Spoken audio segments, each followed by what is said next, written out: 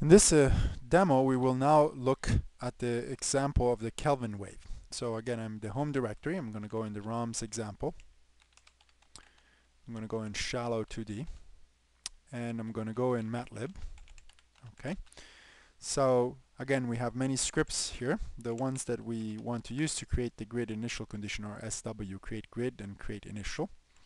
Now for the grid, I'm going to still use the F-plane grid and flat topography, but I'm going to change the initial condition because now I want to place the bump of the sea surface height against the eastern boundary. So to do that, I just go towards the end here where there's a configuration of the sea surface height, and now here instead of using this Gaussian bump in the middle of the domain, which is located at delta x comma 2, delta y comma 2 divided by 2, I'm going to use this other formulation here.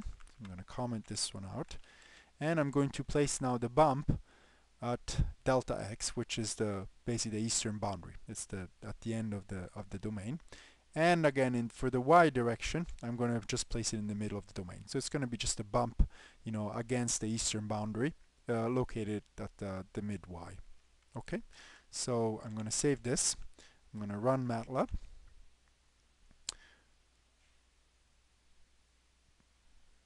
Okay, and now I'm going to change the initial condition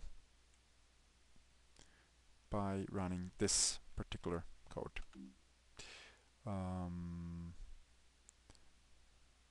Somehow there's a parameter missing here.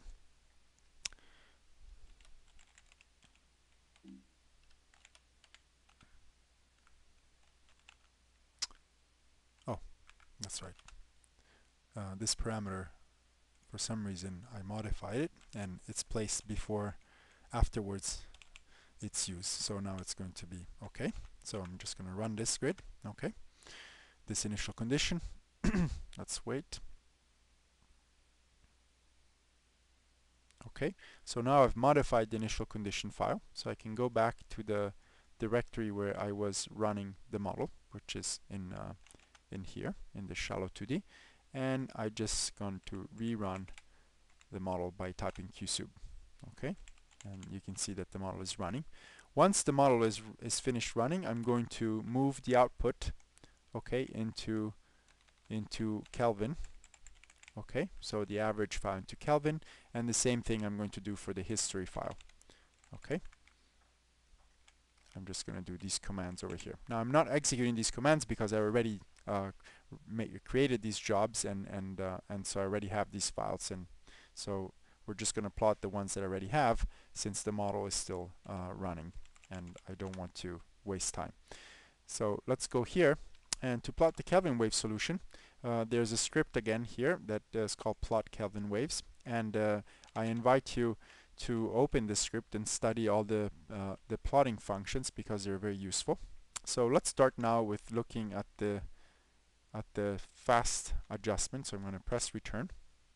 It's going to open a window here. We are now looking at the sea surface height. So you're probably going to see a bump in the eastern boundary when this model starts, which is right here. Now to continue the animation of the sea surface height, I'm just going to press continue in the MATLAB window. And so this is the initial condition. You see this thing, and then you see the wave propagating, and you see that it's much stronger on this northern boundary, and that's because the Kelvin wave will go this direction. It will follow the boundary, having it on the right in the northern hemisphere. However, in this case, what you see is that this Kelvin wave propagates about the speed of gravity waves, but you also have the initial gravity wave, so you can't really distinguish it very well.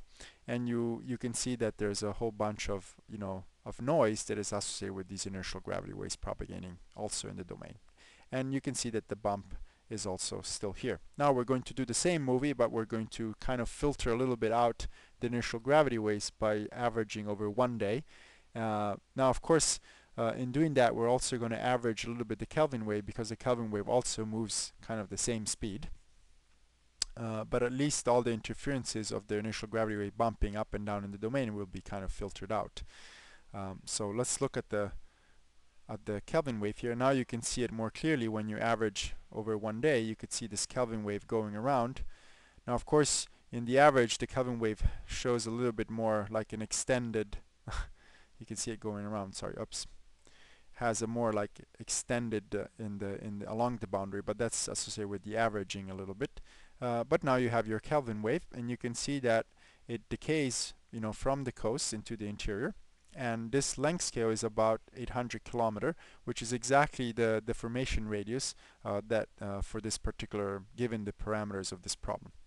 Now you also see that as this part of this wave amplitude is going around, and some of the remaining amplitude stays in the bump here at the coast, which should be now in geostrophic balance. So you have that part of the energy goes away with the wave, with the Kelvin wave, and the other one stays here in the bump. Now, let's to check actually the propagation of this Kelvin wave, let's plot now a transect across the northern boundary, okay, as a function of time, which is this next plot here. So let's go here. Let's go back to the MATLAB. Let's press return. And so now you see along the northern boundary, you find that in fact the wave is propagating, from the eastern boundary to the western boundary. Okay, so along the northern boundary it's going in this direction. And you can see that consistent with the speed of gravity waves, it takes about 2-point-something days to travel across the domain in the x direction. And you can see that, it just crosses once, then you have to wait it for going around the domain, and then again you see it again and again and again. Okay. So another plot that we can make is to look at the final state of the solution for both the sea surface and the velocity fields. Pressing return again. So now we find that again in the final state we have the bump here. We have that at the bump, there is a geostrophic adjustment that is evident in the u-bar and v-bar velocities. Okay. And you could see that in fact the v-bar has an intensification along the boundary because of course it can't go around over the boundary, so it's a little bit intensified with respect to the u, respect to the other component. And then you also see a component of the velocity field associated with the Kelvin wave, which is propagating. And you see that in the northern boundary the only velocity component that you see is the along boundary component, and that's because across the boundary you cannot have a velocity field, and so the v-bar is actually 0. Okay, so which is consistent because remember in our approximation when we derived the Kelvin wave equations, we basically said that the velocity normal to the boundary is equal to 0. In this case the velocity normal is going to be the v-bar. Okay, so this you could see that clearly there's actually two Kelvin waves here that have originated at this point, and you have an upwelling and a downwelling Kelvin wave. Okay. So this is all for the Kelvin wave example.